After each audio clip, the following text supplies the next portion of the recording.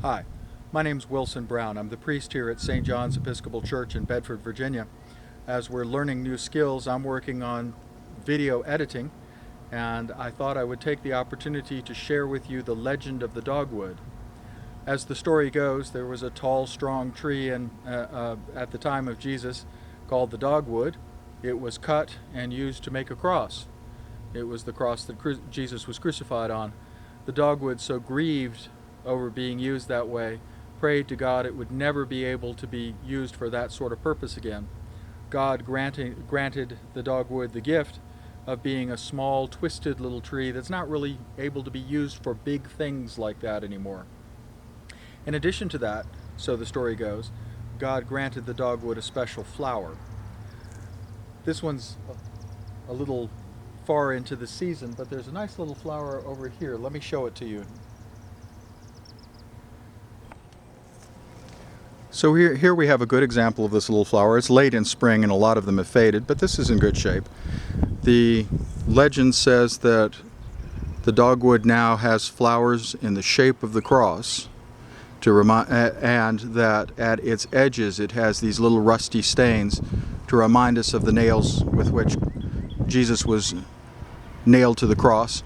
And in the center, this cluster reminds us of the crown of thorns from Jesus' crucifixion. And the beauty of the thing reminds us of the hope of the resurrection and the renewed possibility of life rising from death in Christ our God.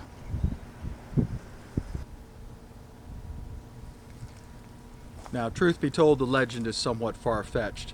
Dogwood trees have never grown in Palestine or in the area where Jesus lived. This particular variety, I believe, is North American.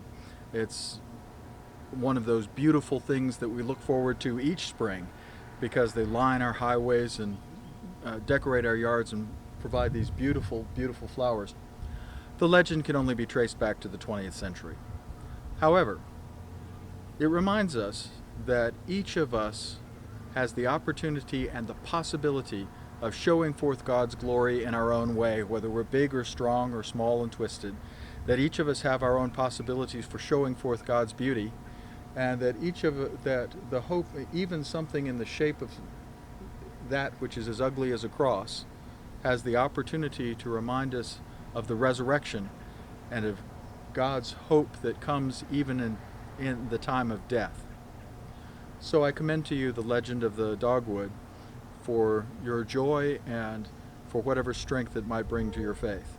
And I wish you God's every blessing.